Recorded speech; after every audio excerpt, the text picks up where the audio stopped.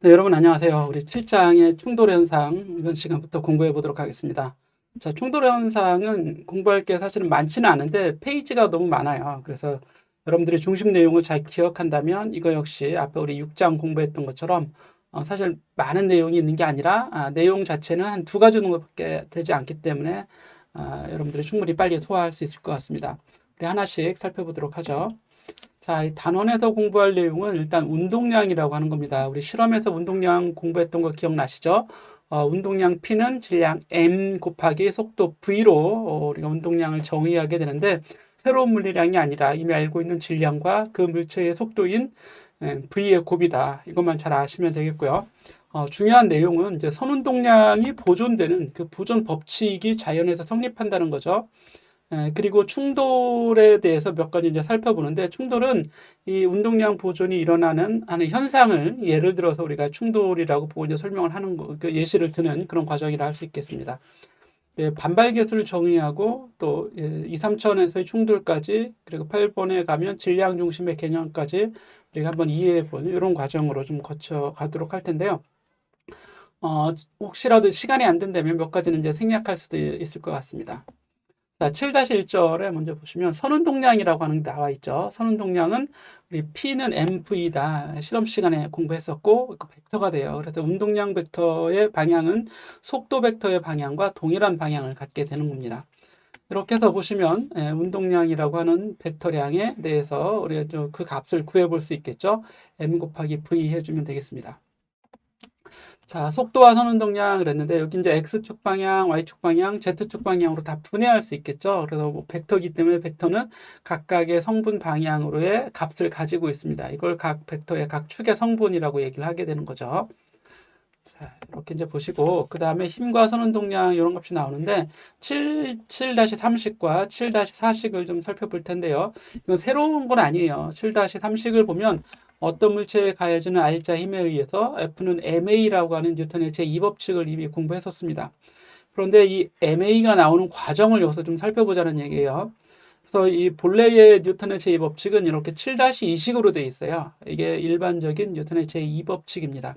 어떤 물체의 힘이 가해지면 운동량은 이런 비율로 시간에 따라 변한다. 이런 뜻이 되는 거고 P가 mv이기 때문에 mv를 미분한 t로 미분한 요 값이 m이 변하지 않으면 n dv dt가 되겠죠. P는 mv가 되기 때문에 n dv dt가 되고 요 dv dt가 바로 시간에 대한 속도의 변화율이 돼서 우리는 이걸 가속도라고 얘기하게 되죠. 뉴턴의 제2법칙 F는 ma가 나오는 과정은 바로 F는 dp dt에서 나오게 되는 겁니다. 속도와 물체의 질량이 변하지 않으면 그 값이 ma로 이렇게 정리가 되는 과정이 되는 겁니다. 그래서 이걸 운동량으로 표현한 7-2식을 운동량으로 표현한 뉴턴의 제2법칙 그리고 7-3식은 그냥 뭐 가속도로 표현한 뉴턴의 제2법칙 이렇게 이제 얘기를 하고 있는 거고요. 운동 에너지에 대한 항도 mv가 들어가 있기 때문에 이걸 운동량으로 좀 풀어볼 텐데 P에다 mv 대입하면 2분의 1 mv 제곱이 나오겠죠. 그래서 2m분의 P의 제곱 이게 바로 운동량으로 표현한 운동 에너지 식이 되는 건데 뭐 별 다른 건 없죠. 2분의 1 mv 제곱 또는 2m분의 P 제곱 이렇게. 그런데 이렇게 이제 표현한 건 나중에 여러분들이 양자 물리학이나 이런 거 공부할 때 또는 빛에 대해서 공부할 때 P에 대해서 우리가 나타나는 식이 좀 종종 있습니다. 그래서 이거를 미리 좀 알아두는 것도 좋을 것 같습니다. 자, 관련 예제가 있는데요. 무게가 7,840N인 자동차가 자, 이렇게 이제 자동차의 무게가 나와 있으면 질량을 구할 수 있겠죠. W는 무게는 mg였으니까 m은 g분의 w에서 800kg이 구해집니다. 이런 속도로 가고 있어요. 그럼 얘를 미터 퍼 세크로 좀 바꿔줍시다. 그러면 72km per hour는 20m per sec가 되겠죠. 그래서 이 두 개를 곱해주는 거죠. 800 곱하기 20인데 단위는 여기 질량의 단위 킬로그램, 속도의 단위 미터 퍼 세크를 그대로 붙여서 쓰는 겁니다. 운동량의 단위는 뭐 특별한 단위가 별로 따로 없고 이 단위를 그대로 다 씁니다. 그래서 운동량은 요거 1600이죠. 16,000이 되겠네요. 16,000 킬로그램 미터 퍼 세크. 여기 바로 이 자동차의 운동량이 된다는 걸 알 수 있고 방향은 속도의 방향과 동일한 방향이 되겠습니다. 자, 이렇게 이제 관련 예제 풀어봤고요. 두 번째로 충격량에 대한 얘기인데 충격량도 이건 새로운 양이 아니에요. 이것도 우리가 어떤 값인지 한번 정의를 한번 보면 쉽게 이해할 수 있습니다. 충격량이라고 하는 건 뒤에 넘어가시면 되겠는데, 여기 있네요. 물체가 짧은 시간 간격 동안만 힘을 받을 경우 그 힘 곱하기 시간, 힘 곱하기 시간 해주면 그게 바로 충격량이에요. 힘이 작용하죠. 물체에 충돌하면서 힘이 작용할 텐데, 이때 그 물체에 얼마나 큰 힘이 얼마나 오래 가해졌는가, 이런 양을 충격량이라고 합니다. 충격량. 이렇게 접촉할 때 가해지는 힘의 크기 곱하기 그 접촉하는 시간, 요런 항으로 좀 이해를 하면 될 테고요. 그래서 여기 나와 있죠. F 곱하기 델타 T. 어떤 물체에 가해지는 충돌 힘과 그 시간의 곱을 충격량이라고 하는데, 자, F는 MA는 M dPdt라고 그랬죠. M dPdt가 돼서 F 곱하기 델타 T 해주면 결국 델타 P가 나옵니다. 그래서 운동량의 변화량이 되는 거예요. 이걸 그냥 P라고 쓰면 돼요. 굳이 MV 이렇게 쓰지 않고 그냥 문자 P라고 써도 되겠습니다. 이렇게 해서 쓸 때는 이렇게 델타 P 벡터 이렇게 써주면 되겠죠. 그래서 물체에 가해진 이렇게 충격에 의해서 충격량이 가해지는데, 이 충격량이 곧 뭐가 돼요? 이 식에서 보면 운동량의 변화량이 된다. 그래서 충격량은 운동량의 변화량과 같다. 이거를 충격량, 운동량 정리라고 합니다. 여기 정리하면 그랬는데, 이게 이름이 있어요. 이게 충격량, 운동량 정리. 여기는 안 써져 있네요. 충격량, 여러분도 써 놓으세요. 책에 있으면 안 써도 되고, 책이 없으면 이렇게 쓰세요. 충격량, 운동량 정리라고 한다. 이 식을 충격량, 운동량 정리라고 한다. 이렇게 알아두시고, 여기 보시면 이거 충격량, 힘 곱하기 시간을 충격량이라고 하고, 이 영어로는 충격량이 임펄스가 됩니다. 임펄스. 그래서 I로 표시하기도 하고, 어떤 책에는 J로 표시하기도 합니다. 그래서 이걸 좀 알아두시면 되겠고요. 충격력의 크기 그랬는데, 충격력은 충돌하는 힘을 얘기해요. 충돌 힘 또는 충격력 같은 말입니다. 충격력, 충돌 힘. 충격량이 같을 때 운동 시간의 변화가 긴 시간 동안에 일어나면, 그래서 이게 무슨 얘기냐면, 앞에 시계 가보면 요 값은 일정해요. 요 값은 같은데 F가 크면 델타 T가 줄어들 테고, 델타 T가 크면 F가 감소하겠죠. 그래서 충돌하는 시간이 오랫동안 일어나면 힘은 적게, 그리고 충돌하는 시간이 짧으면 힘은 길게, 크게 이렇게 이제 가해지겠죠. 단 이 값이 일정할 때 그런 겁니다. 자, 그런 의미로 이렇게 나와 있습니다. 그래서 어떤 컵이 바닥에 떨어지는데, 그냥 바닥에 떨어지면 이 충돌하는 시간이 매우 짧기 때문에 탁 부서지겠죠. 그런데 여기 스펀지나 어떤 충격 완화제가 있으면 충돌을 오랫동안 하게 됩니다. 그래서 시간이 좀 길게 되면 충돌하는 힘, 충격력은 좀 줄어들게 되겠죠. 이런 것들. 운동선수가 시멘트 벽에 그대로 충돌하면 큰 부상을 당하겠죠. 하지만 이렇게 완충제가 있는 벽이 충돌하면 충돌할 때 시간이 길어지기 때문에 충돌 힘은 줄어드는 이런 효과를 가지게 되는 거고, 우리가 사용하는 안전벨트, 그리고 자동차의 이 에어백이라든지 이런 안전장치들은 바로 힘을 줄여주고 시간을 길게 해주는 이런 효과를 노리고 만든 제품이 되겠습니다. 자, 다음 페이지 가보면, 자, 여기 이제 실제 물체가 충돌할 때 작용하는 힘을 시간에 따라 한번 그려본 건데, 일반적인 경우는 충돌 시작할 때부터 큰 힘이 일정하게 작용하는 게 아니라 힘이 점점 작용해서 이렇게 커졌다가 이제 충돌이 끝나면서 저 물체가 분리되면서 그 작용하는 힘은 이렇게 줄어드는 이런 형태의 변화량을 가지겠죠. 그때 이 면적이 의미하는 게 바로 충격량입니다. 그래서 이걸 적분하면 FDT의 인테그랄이 되겠죠.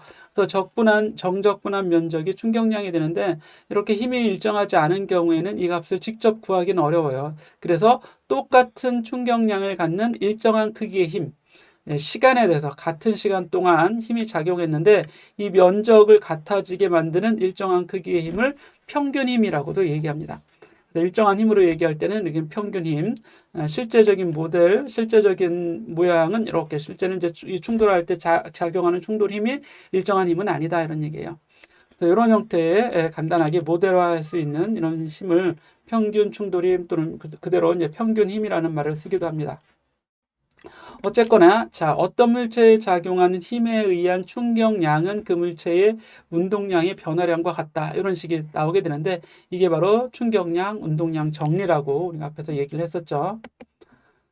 자, 다 같은 얘기가 지금 반복되고 있네요. 이렇게 보시고 우리가 쭉 보겠습니다. 시간이 오래 걸리면 그만큼 힘은 줄어드는 이런 효과를 거치게 되겠죠. 이것도 우리가 앞에서 이미 얘기했던 그런 그림에 대한 설명이 되겠고요.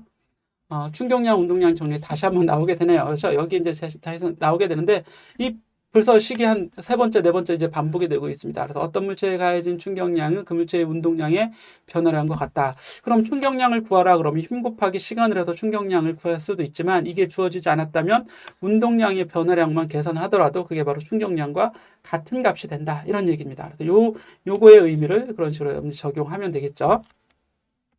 자, 충격량과 운동량의 단위를 했는데 충격량은 힘 곱하기 시간이니까 뉴턴 세컨드가 됩니다. 그런데 운동량은 MV이기 때문에 킬로그램 미터 퍼 세컨드 이런 값이 나오게 되는데 사실 이거 뉴턴을 분해해 보면 F는 MA와 같으니까 뉴턴은 킬로그램 미터 퍼 세컨드 제곱하고 같겠죠. 이렇게 해보니까 결과적으로 어때요? 동일한 거죠. 그래서 좌변 충격량, 우변 운동량의 변화량이 같은 단위, 같은 물리량이라는 걸 우리가 확인할 수 있습니다. 차원 분석을 한 거죠. 예, 질량이죠. 킬로그램은 질량, 길이 미터는 길이가 되겠고 시간의 역수니까 t의 마이너스 1승이 나오는 이런 형태로 차원 분석했더니 같다는 결과입니다. 자, 예제 7-1번 문제 풀어보시면 자동차가 와서 벽에 충돌하는 충돌 실험의 그런 모양을 좀 보여주고 있어요. 자동차가 아주 아깝긴 하지만, 그렇죠? 예, 이런 것들은 다 이렇게 안전 테스트를 해야지만 자동차가 밖으로 세상으로 나올 수 있는 거겠죠. 자, 그림에서 질량이 1.6 곱하기 10의 세제곱 그랬으니까 약 1.6톤의 그런 자동차가 됩니다. 그래서 실제 자동차 승용차는 2톤이 채 안 됩니다. 이걸 잘 알아두시면 우리가 이제 좀 세상을 보는 그 눈이 좀 넓어지겠죠. 좀 차가 좀 커요. SUV 됐다. 그러면 한 2톤 정도 생각하면 되겠고 아주 큰 SUV다. 그럼 2.5톤 정도까지도 2, 3톤까지도 나갈 수 있습니다.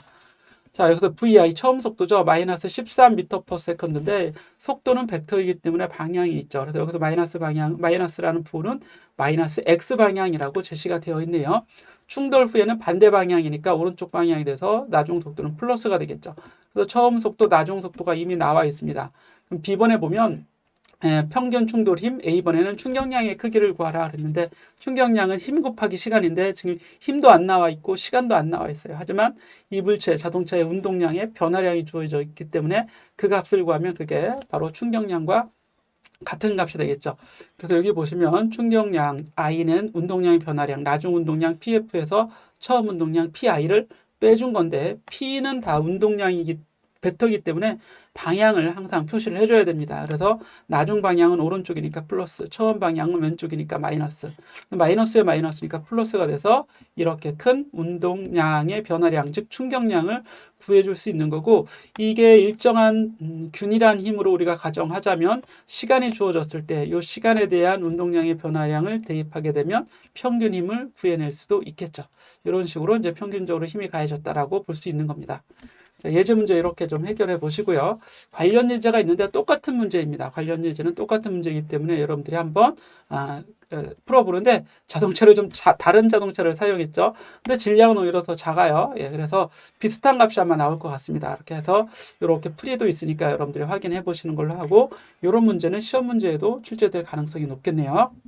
자, 다음 7-3번 보시면 3절에 가보면 선운동량 보존 그랬는데 이 내용도 새로운 양은 아니에요. 자, 새로운 얘기는 아니라 우리가 이미 알고 있는 얘기가 되는데 그 이미 알고 있었다는 얘기는 사실 뉴턴의 제3법칙을 얘기하게 되는 거예요.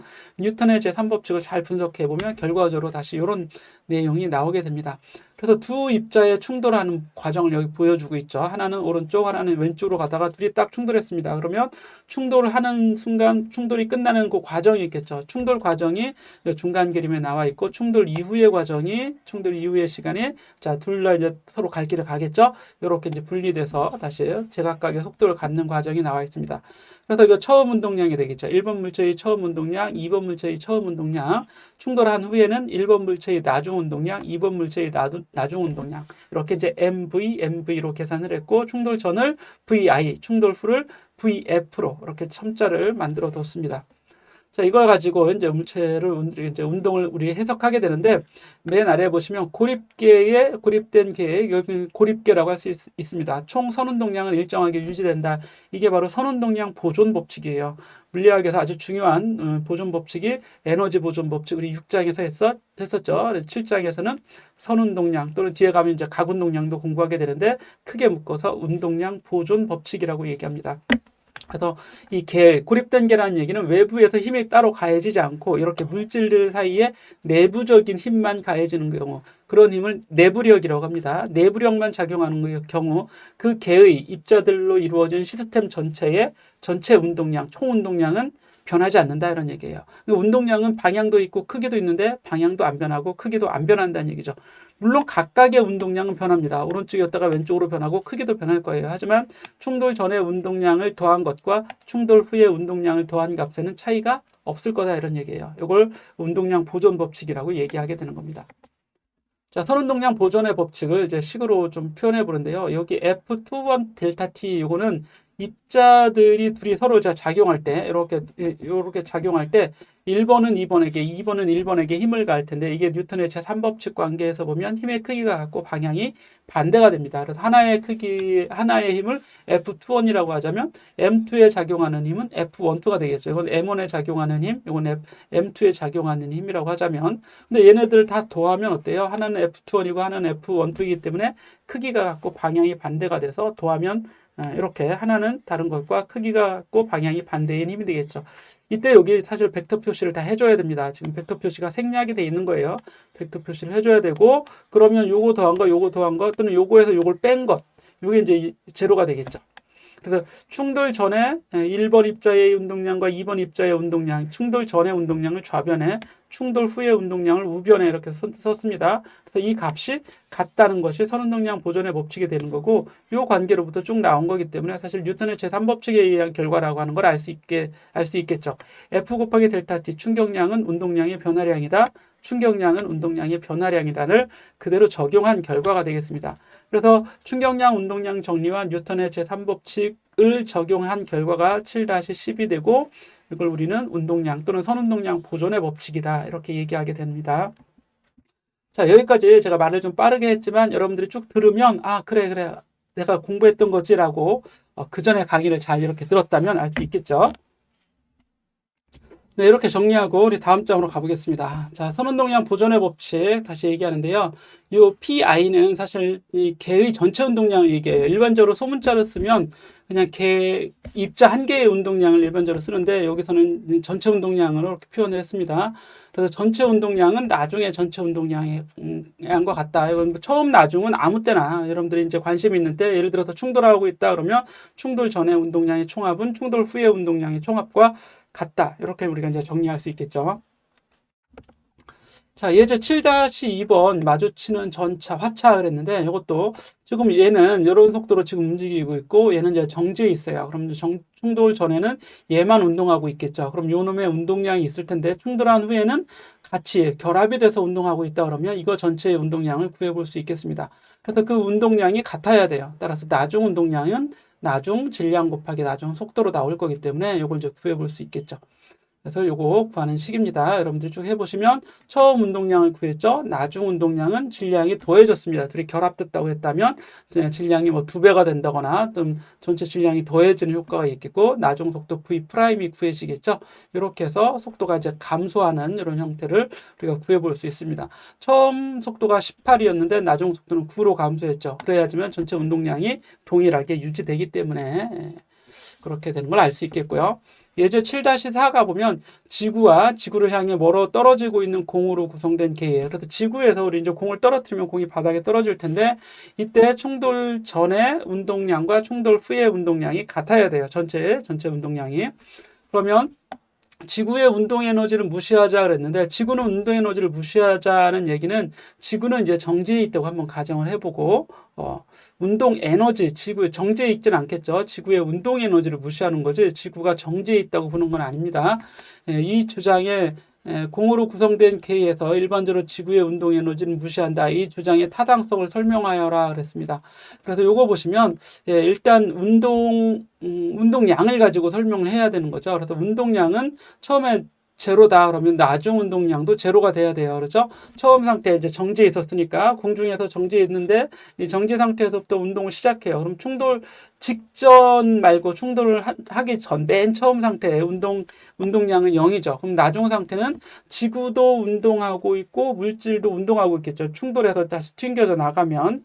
그런데 그 값이 이제 0이 돼야 돼요. 이게 0이 되려면 지구의 질량분의 공의 질량은 공의 속도분의 지구의 속도 이런 형태의 이제 식으로 나와줘야겠죠. 이제 크기로 보자면 비율로 보자면 물론 방향은 반대겠네요. 그죠? 더해서 0이 되려면 하나가 플러스면 다른 하나는 마이너스여야 되는데 우리 이제 크기만 당연히 이 크기는 이 크기랑 같아야 될 테고요. 그래서 크기를 보면 이렇게 되는 거고 그럼 지구의 속도는 0이라고 하자면 이 값은 거의 0에 가깝겠죠. 그래서 지구의 질량 대 질량분의 공의 질량의 비율이 거의 0에 가깝겠네요. 그렇죠? 그러니까 이건 어느 정도 타당하다. 이렇게 이제 볼 수가 있겠습니다.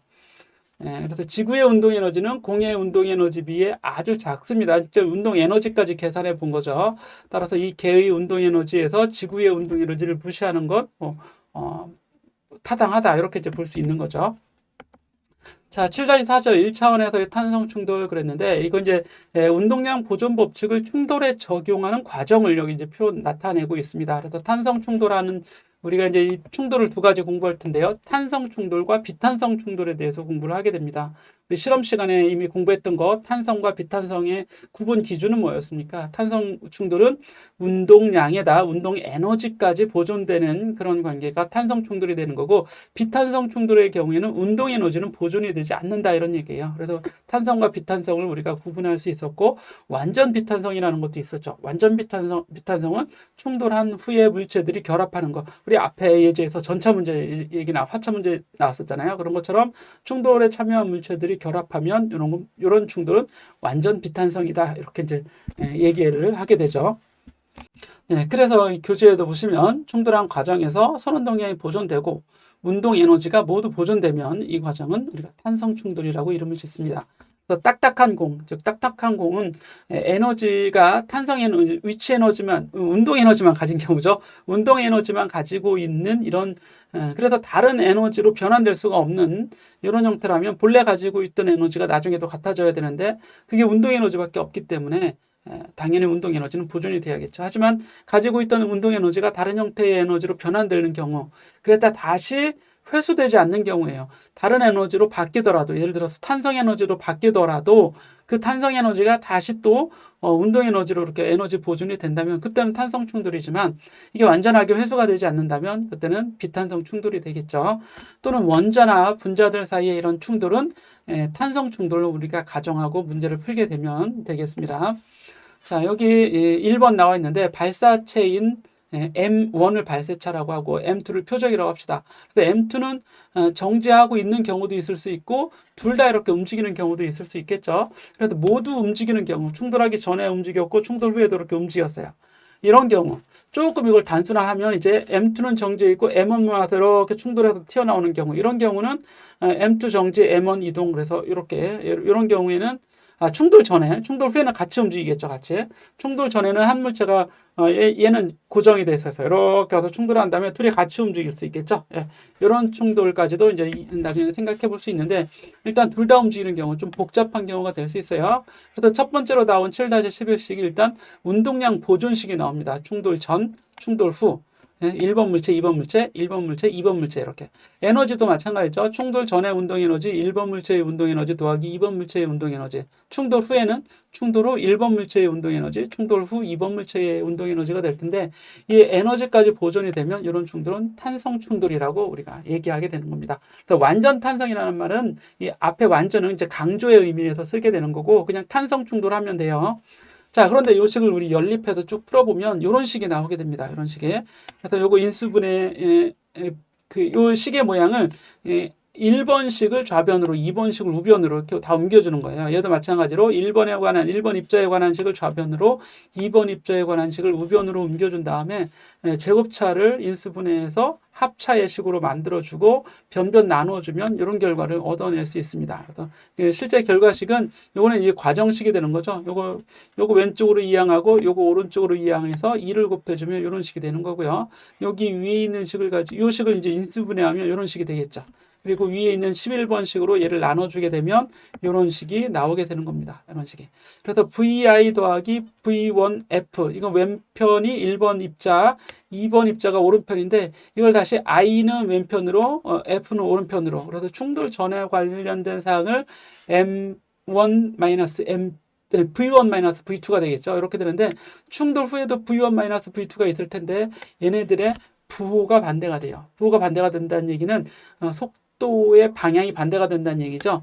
요거 잘 생각해 보면 요건 2번 물체가 본 1번 물체의 속도가 되는 거고 요거 역시 2번 물체가 본 1번 물체의 속도가 되는데 충돌 전하고 충돌 후하고 방향이 반대예요. 당연히 그럴 수밖에 없겠죠. 충돌 후에 전에는 서로 가까워지는 충돌이고 가까워지는 운동을 하고 있고 충돌 후에는 충돌했으니까 이제 멀어지는 운동을 하고 있겠죠. 그런데 이 상대 속도의 크기가 같다는 얘기입니다. 이걸 보시면 이렇게 정리가 돼 있죠. 그래서 V1-V2는 충돌 후 두 물체의 상대 속도에 음의 부호를 붙인 요거와 같다 이런 얘기예요. 그래서 충돌 전의 상대 속도와 충돌 후의 상대 속도는 크기가 같고 방향이 반대다. 가까워지는 충돌, 멀어지는 운동 이런 식으로 생각을 하면 결과가 이렇게 나오는데 그럼 요거는 어떻게 적용하냐면 우리가 앞에 있는 식처럼 이게 탄성 충돌에 이걸 적용할 때는 이것도 이런 식을 써야 되고 이런 식도 써야 되는데 대개 이 V에 대한 식이 제곱에 대한 식이 나오니까 이게 좀 복잡해 보여요. 그래서 요 2번, 12번식 대신에 요 식을 쓰는 거죠. 15번식. 요 식을 쓰면 우리가 문제를 좀 쉽게 해결할 수 있다. 2차식이 없어지고 1차식으로 다 바뀌니까요. 그렇죠? 그래서 2차식이 포함된 연립방정식을 푸는 게 아니라 1차식만 가지고 연립방정식 풀게 되면 속도나 질량에 대한 미지수를 구하는데 좀 수월해지겠죠. 그래서 이런 형태로 우리가 이제 사용하면 물체의 운동을 충돌을 쉽게 해석할 수 있다. 이런 얘기가 되겠습니다. 자, 여기까지 한번 해보시고 두 번째 발사체는 움직이고 표적은 정지한 경우. 그래서 충돌 전에 얘는 정지하고 있었습니다. 충돌 후에는 다 움직이는 경우죠. 충돌 전에 정지하고 있었는데 이거 당구장 가서 실험해보면 되죠. 여기 구슬이 하나 있었고 정지한 구슬, 여기 다른 구슬이 와서 충돌하고 나면 같이 움직이겠죠. 물론 방향도 같겠죠. 하지만 충돌 이 속도 방향이 같지 않을 수도 있어요. 질량 M2가 매우 크다면 M1은 맞고 튀어나올 수 있겠죠. 우리 벽에 충돌할 때 어때요? 벽에 맞고 튀어나온 것처럼. 그래서 방향까지 다 생각해야 되는데 물론 M2는 충돌 후에 당연히 오른쪽 방향이죠. 요거는 질량이 매우 크면 거의 정지지만 질량이 그렇게 크지 않으면 어쨌든 뒤에서 밀어줬으니까 얘는 앞으로밖에 움직일 수 없습니다. 하지만 M1은 뒤로 튀어나올 수도 있다. 이런 거 한번 생각해 보시고 요거 역시 동일하게 이게 탄성 충돌이라 하자면 운동량식 그죠? 운동량식인데 여기 M2는 충돌 전에 정지하고 있었으니까 요거의 운동량은 빠진 거고 충돌 후에는 당연히 다 운동하고 있다면 각각의 운동량을 다 써줘야겠죠. 이렇게 쓰는 거고 그런 다음에 이게 탄성 충돌이라면 이 앞에서 우리가 공부했던 요 식이죠. 요 식을 그대로 써주면 돼요. 요 식을. 근데 충돌 전에 2번 물체는 속도가 0이니까 요거 0으로만 딱 써주면 되겠죠. 그런 다음에 우리 해석을 해주면 되는 겁니다. 자, 이거는 이제 그 과정을 다 쓰는 건데요. 다 쓰지 않아도 결과식으로는 이렇게 나오게 돼요. 그래서 운동 에너지 보존식, 2번 물체는 충돌 전에 운동 에너지가 0이었으니까 이거 안 쓴 거죠. 그래서 이 3번식을 변형한 4번식. 여기 이제 1번식을 변형한 2번식 이렇게 되는 거예요. 두 개를 연립해서 풀게 되면 나중 속도를 다 구해낼 수 있죠. 그래서 V1F, V2F를 구하는데 이걸 외우는 것보다는 앞에서 주어진 이런 식들을 변형해서 이런 과정을 만들어내는 과정이 중요한 거지. 이걸 꼭 외우는 건 그렇게 뭐 썩 바람직하진 않은 것 같습니다. 괜히 기억 공간만 많이 차지할 것 같아요. 다른 과목, 다른 여러분들 전공과 많이 외워두시고 요거는 이렇게 2번, 4번씩 적용해서 문제를 풀면 외우지 않고도 쉽게 문제를 풀어낼 수 있습니다. 자, 탄성 충돌에서 뭐까지 특수한 경우인데 이거는 이제 질량의 비율이에요. 두 개의 질량이 같은 경우, 충돌하는 물체들의 질량이 같은 경우, 하나가 월등히 더 큰 경우, 다른 하나가 월등히 더 큰 경우, 이런 경우 가지고 속도나 나중 속도 다 계산할 수 있다는 과정인데요. 앞에서 공부했던 식 가지고 특히 5번, 6번씩 가지고 이거 계산하는 과정으로 보면 좋을 것 같습니다.